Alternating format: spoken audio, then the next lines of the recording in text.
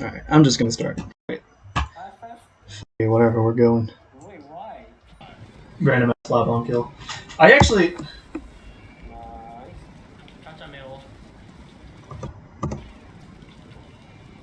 I'm like the only one that backs off here. Well, so that's the common theme with this session is that I was way too defensive when my teammates were sort of very proactive in making things happen. In this circumstance, though, I think they all saw how far back this rain was popped.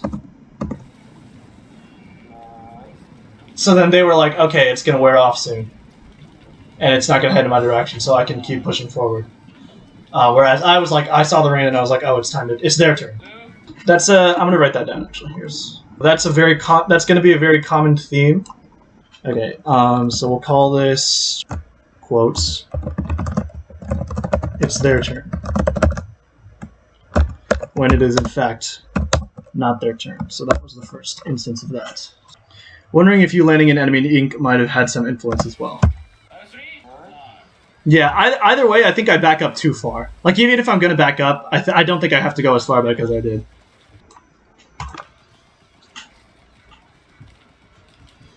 Why am I painting? 2 down, the tower's already moving towards mid. I'm a K-Pro, and I'm painting the f***ing floor. I could be contesting this area over here, I could be maybe going through alley, try to pull off a flank and direct attention over there. Where is the line of being honest with one's performance and assigning much more responsibility to oneself? Do you mean in the sense that, like, it's a team game, so I shouldn't be expecting myself to, like, carry, essentially? Is that what you're referring to? Yes, sir. Okay. Where's the line? In this particular context, I'm not going to be talking much about macro. Macro being, like, the big picture in terms of, like, our team as a whole, or the decision-making of my teammates. Like, maybe I might mention those things briefly to contextualize the decisions that I make, but in this session, I know that I'm the weakest player. That's not me, like, putting myself down. It's like, I respect and can gauge the skill of these players, and it's much higher than mine. Essentially, I have nothing to say to them, and I'm trying to gather as much knowledge from this as possible. Assigning much more. So it sounds like you mean, like, I might be expecting too much of myself, and I think that's okay. This is the level that I want to be at, and I'm not there, so I'm perfectly content with, like, just trying to get out of this as much as I can. Constructive criticism is good and all, especially when looking for self-improvement, but I appreciated you saying that you are doing this for you. Yeah, this is for me. This is for me. This isn't for the sake of, like, I'm trying to prove myself or anything like. It's definitely just purely like, I want to be better and here's how I can do it. Yeah, pushing forward. Yeah, let's go. 2 down again. Maybe, okay, so I spend a lot of time just kind of floating around in this midsection. I don't physically see anyone around here, so I think what I should be doing is actively... Ray dies here. I think I should have been actively, like, searching for a fight that I could assist in. Instead of just kind of floating around and waiting for people to come to me, I think I should have been actively going out and picking off the last person. So I can write that down. Let's call it floating instead of searching. Sorry, Squeezer coming in front. I'm not sure about this booyah. Okay, they're coming in front. No, you know what? I think that booyah's fine. So it's like, I'm alone. I see Ray die, and I know that no one else is around me yet, so I throw out the booyah. Okay. Bomb here. Sorry. I throw out the booyah, I throw it in this area, and then I throw a bomb right here, right to the right of the tower, and then I cover the left side. So I think that's pretty fire decision-making, honestly. I know that I'm alone, so I cover every option.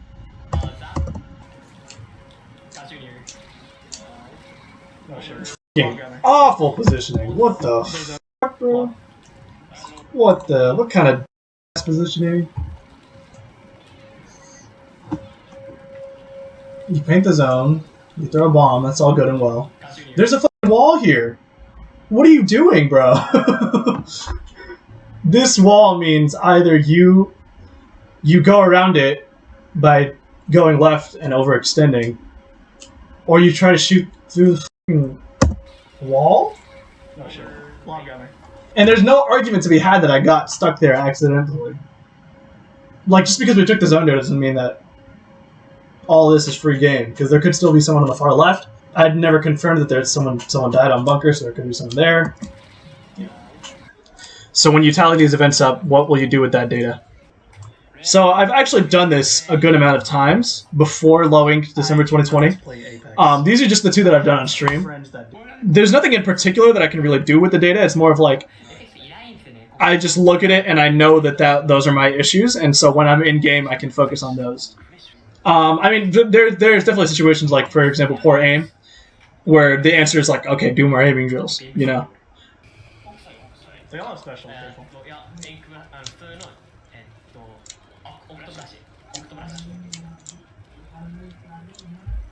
Top left. They all have special. They all have special, so I back up here. Why? I mean, like, so yes, they all have special, but I just killed one, and all of my teammates are already positioned forward. They all have special. The special should not matter there. I think I should be assisting my teammates. So that's definitely an it's their turn kind of moment. Yeah, I agree that number advantage should take precedence over a special advantage. Well, the thing about holding zone is that there was no one there. Like, no one was even near it. We were in position to like envelop the other team, like this. Like, so I think it was like Ray. Can I? I think it was like Ray and Namayake on this side, and Brian was on the other side. So if I went and joined Brian on this side, we could have pinched them like that. Nice to see you. Yes, exactly. Yeah. If I'm not putting myself between them and the zone, I'm doing my team a disservice for sure. Especially considering my team was already there. Yeah. So this is the first game where I think. Maybe not the first game, but I think this is when I start to realize that I'm positioned backwards too much, so I start pushing forward. I don't think I was challenging bunker in the way that I just did in the previous games. That shows that I was actually progressing in the moment, which is nice to hear. So do you normally always open rightish on Manta?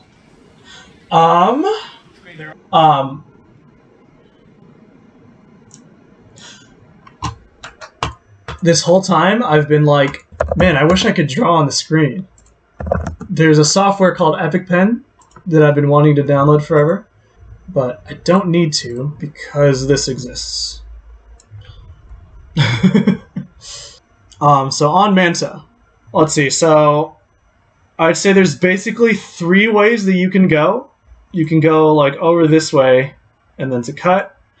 You can go up the ramp and then hit bunker or the pathway to street. Or you can go on the right side and then you can funnel yourself into one of these 2 places depending on the range of your weapon. But both are going to lead you to right court. Let's see. I haven't actually put that much thought into this. That's why I decided to pull this up instead of like just trying to come up with a bullet answer to your question. I don't think as a K-Pro I go this way. I don't think it makes any sense. If a charger's standing there, they can just pick me off. I don't really have the range to contest like all of this left court here, so that's a no-go. So if I decide to go bunker, again, I think I get stonewalled by backlines again. Like someone could be here or here if they poke around the wall.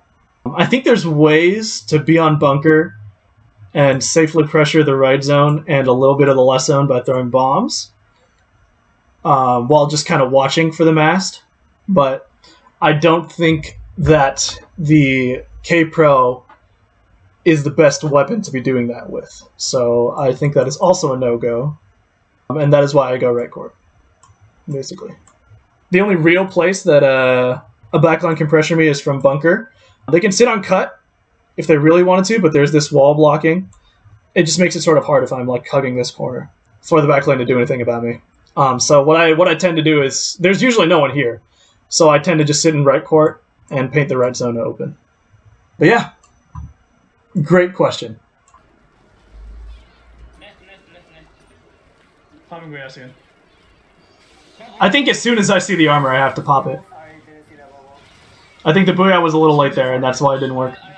I was waiting for like the right moment, but like Dan and I were talking about recently, there was an FLC stream where he's like, more okay special, more good specials is better than like fewer perfect specials.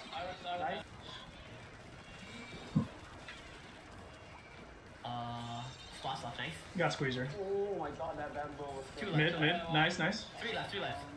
2 left. Sorry. Yeah, I got him. 96 gal. Bamboo weak. Got him. Nice. My bad. Squeezer's still alive. Respawn. That was a fire opening on my part, on the whole team's part, but I think I fit well into our opening there. I'm watching Squeezer a lot. I got one. Yeah. Okay. I did this subconsciously, I think. We talked about earlier about my openings, how I tend to hug this right side, but look where I'm at now. I can apply stronger pressure from here rather than over here, and it allows me to transition faster if my teammates get some picks on the left side over here. I mean, and I'm looking at this position here, and this is pretty safe. Like I mentioned earlier, that no one really goes cut. I guess if a backline decides to go cut, then maybe I'm in trouble. But like, usually they're safer in bunker and they're positioned further forward anyway. Open from street to right zone instead of from right quarters. Am I taking a shot for each tally? I would fucking die. I would literally die if I took a shot for every tally. Do you see this?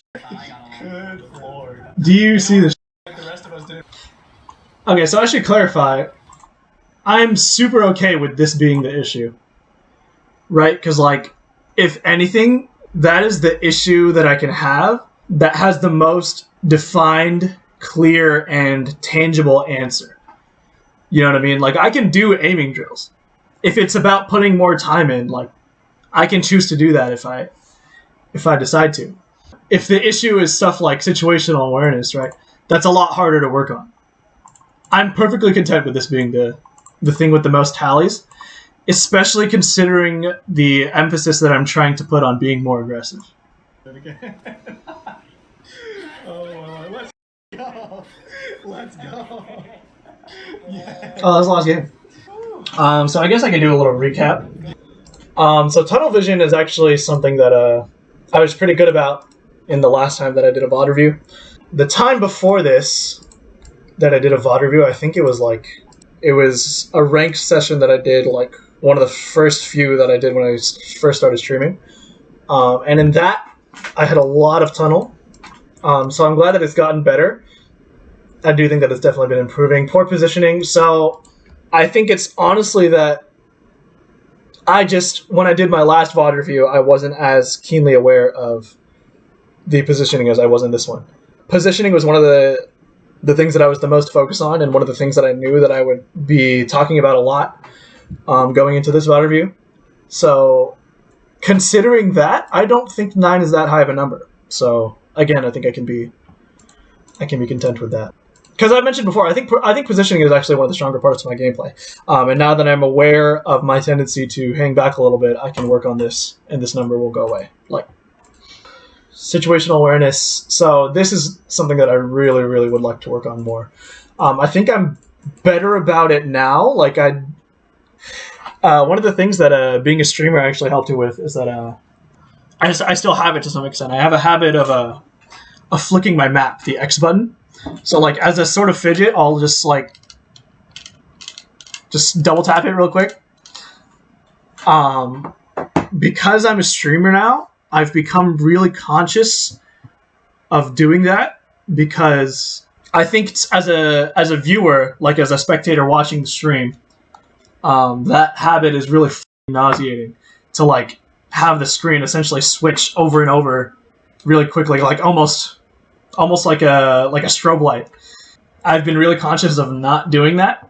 And the way that I've been alleviating that habit is I'll just hit the X button once, actually look at the map, and then close it. So that's improved my situational awareness a lot. That just happens to be a symptom of streaming, which is super dope. With the poor aim stuff, that's a problem that I want to have. Well, okay, I shouldn't phrase it that way. That's a good problem to have. It is a problem with a very tangible and real like means of fixing. It's like, and I don't think that this number is representative of me being bad at aiming, because I don't think my aim is bad per se. I just think it's not at the caliber of the level that I was playing at. I don't think my ink management is that bad. I mean, there is only 3 ticks here, but I've always felt like I can improve it more. Maybe I'll start to see that issue sort of reveal itself more, as like I mentioned, as I become a more aggressive player. Bad jumps, that like B mentioned earlier, it's a difficult thing to judge in the moment, especially when you have like 50 billion things going on the map. And it's also different with different weapons, so it's a difficult thing to adjust to. It's just a matter of like playing more, I guess. I don't want my answer to this to be to jump in less. I'm willing to do some bad jumps every once in a while if it means that I'm pushing the envelope. I'm willing for this number to get higher. I think that's fine. So during this session that I VOD reviewed just now, the players that I was playing with on my team were all very good. And so it's their turn refers to when as a team we were pushing up, but I was hanging back too much because I thought, oh, it's the enemy's turn. When in reality, my teammates were positioned forward and ready to defend the objective. And it ties very closely to these 2 points: poor positioning and situational awareness. Floating instead of searching is floating instead of searching. So floating instead of searching refers to, it's similar to what I mentioned when I talk about it's their turn, where I'm sort of hanging back a little more. But it specifically refers to the act of going out of my way to assist my teammates.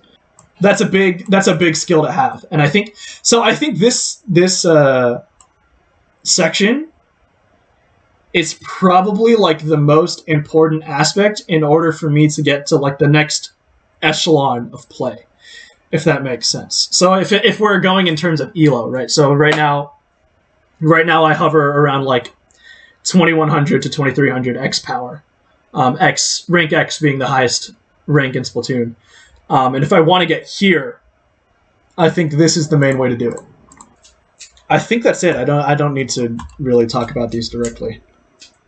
This was fun shit. I think this was very productive for me. I'm really glad that I did this.